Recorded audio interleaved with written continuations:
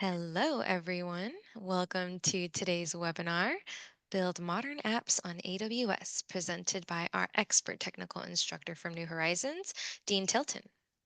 My name is Mariela Salinas, and I'll be assisting in moderating our session today. We are in Zoom for today's webinar, and we will be sharing a copy of this recording with all of you in an email after the webinar. We do encourage participation throughout the session, so please use the chat or that Q&A option for our short Q&A after the presentation. Educate 360 is so excited to present this webinar today. So without further ado, I will hand it over to you, Dean. Great. Thank you, Mariella. Well, welcome everyone. Welcome to our session. Again, my name is Dean Tilton. I'd like to go with you through a series of some slides I have presented, as well as pulling up AWS to show us some examples and some services for building modern applications, web applications on AWS. You'll see me end up looking over to the side. I actually have two monitors. One monitor I have dedicated for screen sharing. So you'll see me looking off to the side. In fact, let me go ahead and share those here with you. The first of which is basically the title here for our session. Go ahead and hide that panel. Building modern applications on AWS. By the way, when they say modern applications, when AWS says that, generally they mean migrating up to the cloud. And there are a variety of different solutions we have available for doing just that. Our topics here: an overview of containers. These are by no means the only solution we have, but a very popular one. Find out what are containers and how they've led to an entirely new architecture for developing modern web applications, something known as microservices. Then a couple of different services for helping us to manage those containers are ECS, or Elastic Container Service, and EKS. And maybe the point to mention here with that is how to actually pronounce that. That's pronounced Kubernetes. Kubernetes. You may also hear it referred to as K8s. By the way, let me go ahead and just type that out here, K8s. The reason they call it K8s is because there are 1, 2, 3, 4, 5, 6, 7, 8 characters between the K and the S, Kubernetes. So we'll do a little comparison and contrast between ECS, our Elastic Container Services, and EKS, our Elastic Kubernetes Services. There's also a serverless option known as AWS Fargate. Now, that's maybe a little bit of a misnomer. There actually is a server, but you don't have to worry about monitoring, managing, or maintaining it. We're going to let AWS take care of that. We're going to pay them that monthly fee, or you may prepay ahead of time, but to be that monthly fee, and they'll take care of managing the servers, keeping them patched and updated, making them available. And then finally, the matter of our DevOps model.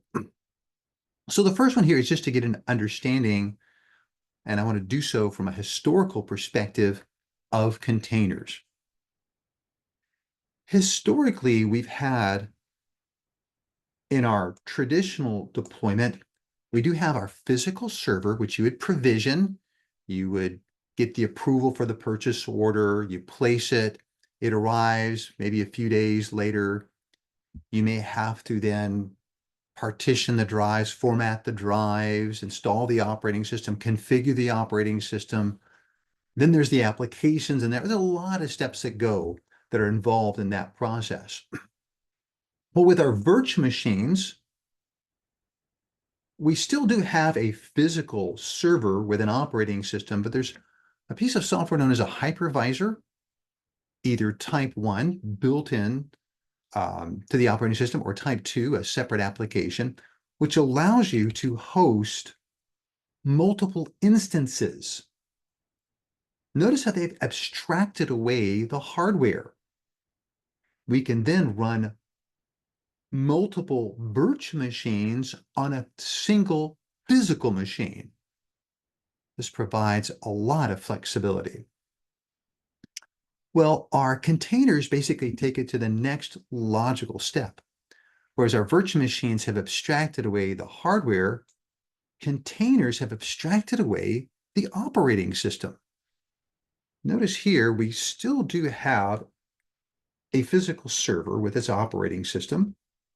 There's something known as a container runtime, which will allow us to execute these containers. Now, let me just temporarily skip ahead to the next slide. I'll come right back to point out where the name container comes from. Basically, it contains everything the application needs in order to run. The runtime engine for the application, maybe if it's a .NET application, you need the .NET framework or .NET Core. If it's a Java application, the Java virtual machine, or a Python application, any of the code, its configurations, and the dependencies. Typically in a Windows environment, those would be your DLL files or dynamic link libraries. Or in Linux, I think they're SO files, shared objects. So basically everything the application needs, that's a container. We basically abstracted away the operating system. One of the big benefits of this is it doesn't have the same overhead that a virtual machine has. A virtual machine has that operating system. With our containers, okay, technically there's an ever so bare bones version of the operating system, but we've reduced the overhead, which means these applications are far more scalable. They provide a higher degree of scalability.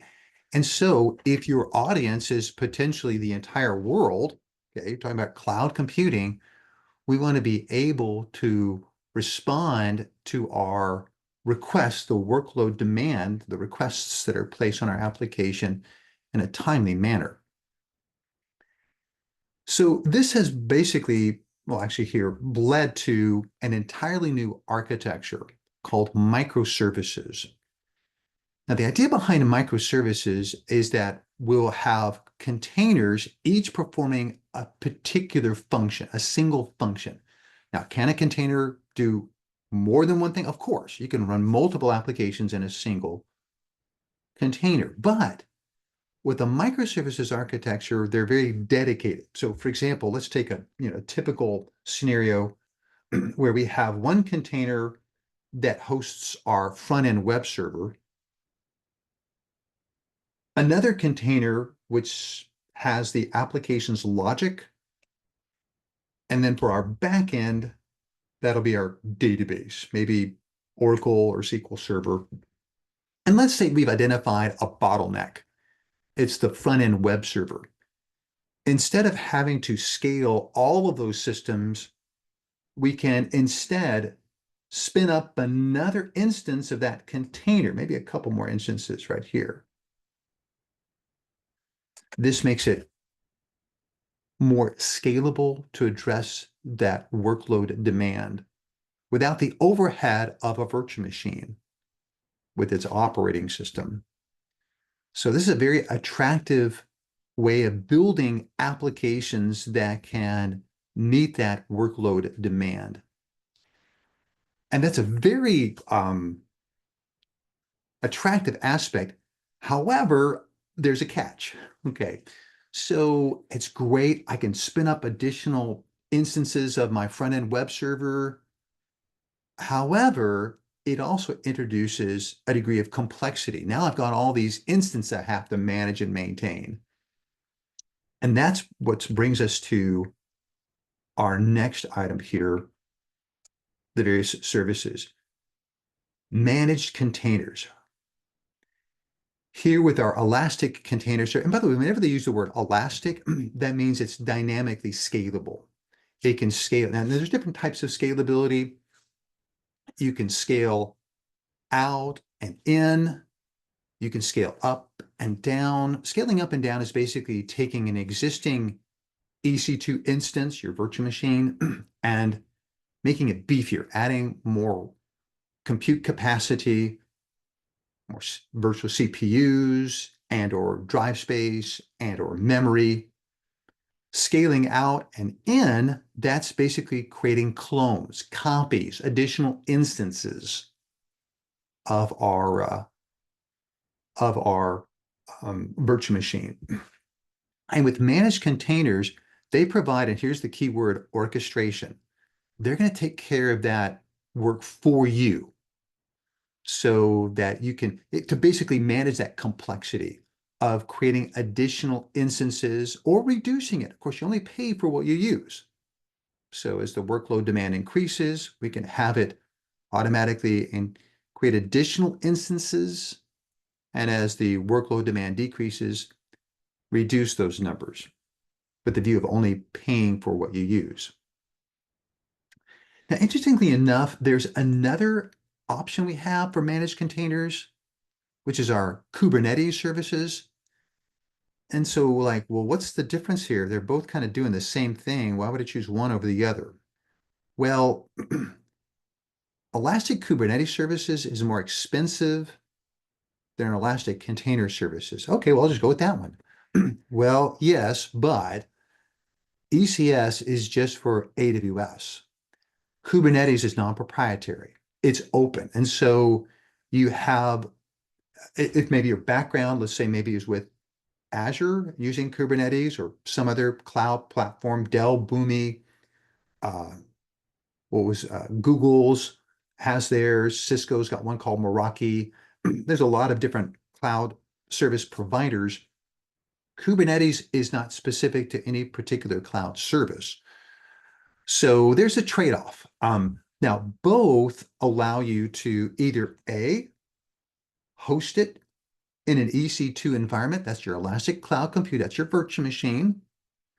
But there's another option called AWS Fargate, and that's serverless. Okay. So again, two different types for managing those containers is going to give you a little bit more control with ECS and EKS. Fargate, however, will go a step further and manage even more for you by not having to worry about those EC2 instances. Now, you're going to lose out on some of the flexibility, but it is based upon best practices. And again, when they say serverless, you're not having to manage and maintain the server. Kind of like S3, they're AWS's very first service. S3, you're not having, it's a serverless solution. You don't have to manage the underlying server. You don't have to keep it patched and updated with the latest hot fixes and service packs.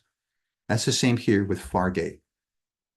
Now, again, although you're going to lose out on some of that control, it is based upon the best practices to provide us with a way to automatically manage some of that those activities. They point out some of the additional benefits here, building on managed containers and serverless services, providing, as I pointed out there, scalability, a degree of reliability to basically spin up another instance if one of them fails, as well as increase or decrease the number we might need.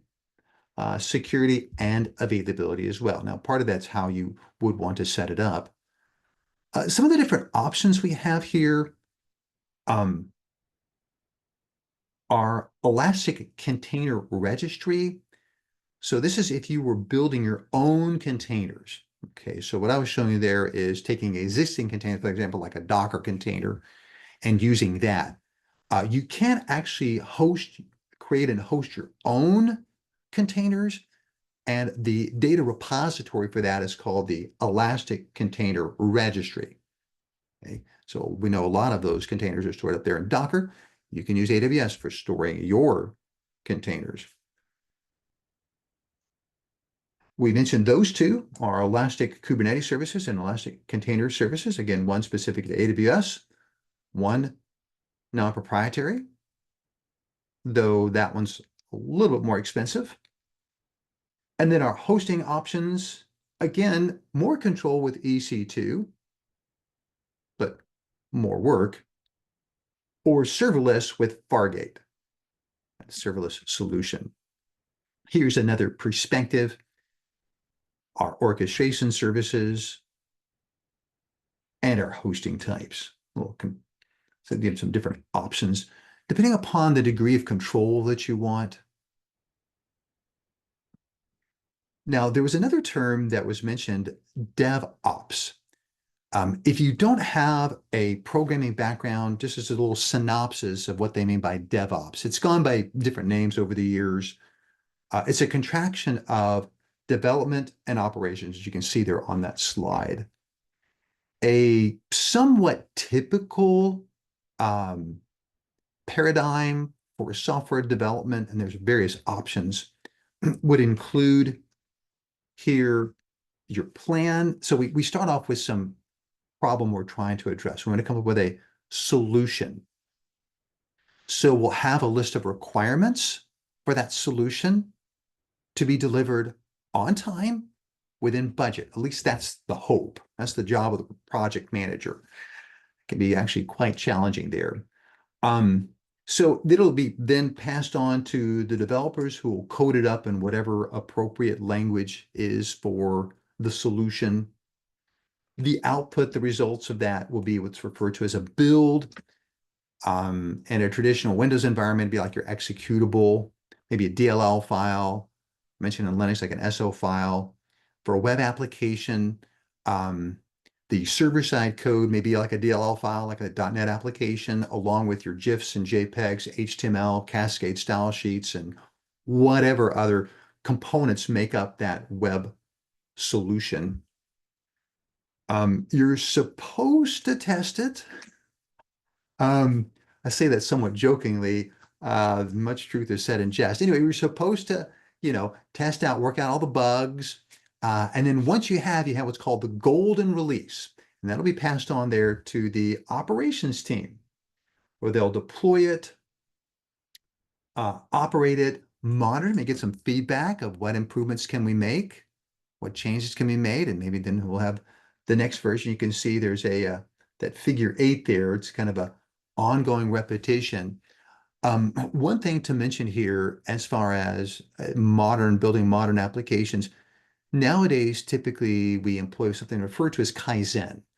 Kaizen, this is one of many terms that are borrowed from the manufacturing environment, from lean manufacturing, what you might know as the Toyota production system. A lot of IT practices, best practices have been adopted from that environment, one of which is referred to as Kaizen. Kaizen basically means frequent small improvements.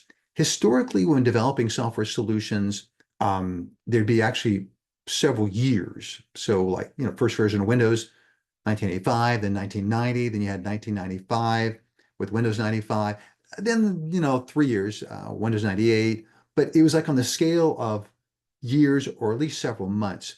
Nowadays, especially with cloud computing, it's on the scale. It's somewhat frequent. So you hop onto AWS and it's, oh wait, where'd that go? Or they renamed it, or they've added some other feature.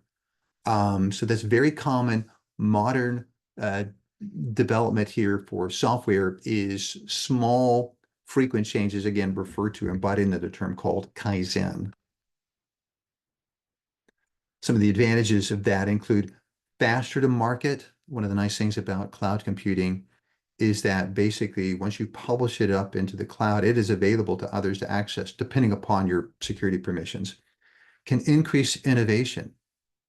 Instead of having to wait several days or maybe even weeks to provision those servers, we can spin up an instance in literally minutes. And that promotes that innovation. Improved reliability. A lot of these are based upon best practices. There's something known as the well-architected framework, um, which provides guidance for that, and improving the total cost of ownership. By the way, I actually have up here, actually, there's that well-architected tool. And also maybe just to show you here that Elastic Container Service, when I go to create it, you can see those options when I create a cluster for either using, and it's interesting here, it actually defaults to Fargate, that serverless solution for my Elastic Container Services, or I can choose an EC2 instance. And again, the Elastic Container Service will be responsible for scaling out and in those instances based upon the workload demand.